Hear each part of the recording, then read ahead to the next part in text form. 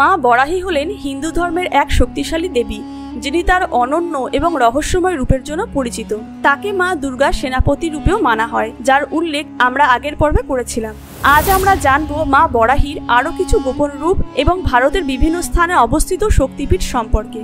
মা বরাহী ভগবান বিষ্ণুর বরাহ অবতারের শক্তি রূপ। যেমন কাশীতে কালভৈরব নগর রক্ষক রূপে কাশীতে বহিরাগত বাধা থেকে রক্ষা করেন, তেমনি মা বরাহী কাশীর ক্ষেত্রপালিকা রূপে এই পবিত্র স্থানকে রক্ষা করেন। ভারতবর্ষে মা বরাহীর সাথে জড়িত একাধিক শক্তিপীঠ রয়েছে। জনবিশ্বাস অনুযায়ী যেখানে যেখানে দেবীর দাঁত পতিত হয়েছিল সেসব স্থানেই গড়ে উঠেছে এই শক্তিপীঠ সমূহ।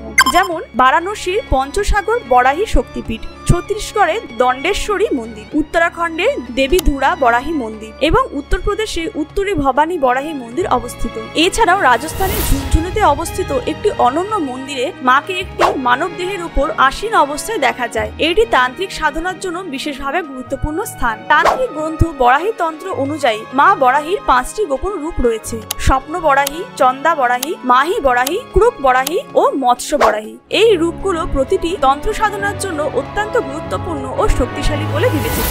আপনি যদি চান তাহলে পরবর্তী পর্বে এই 5টি রূপের গভীর ব্যাখ্যা ও উপাসনা পদ্ধতি নিয়ে বিস্তারিত আলোচনা করব। তার আগে ভিডিওটি ভালো লাগলে একটি লাইক এবং চ্যানেলটিকে সাবস্ক্রাইব করতে ভুলবেন না। জয় মা বরাহী।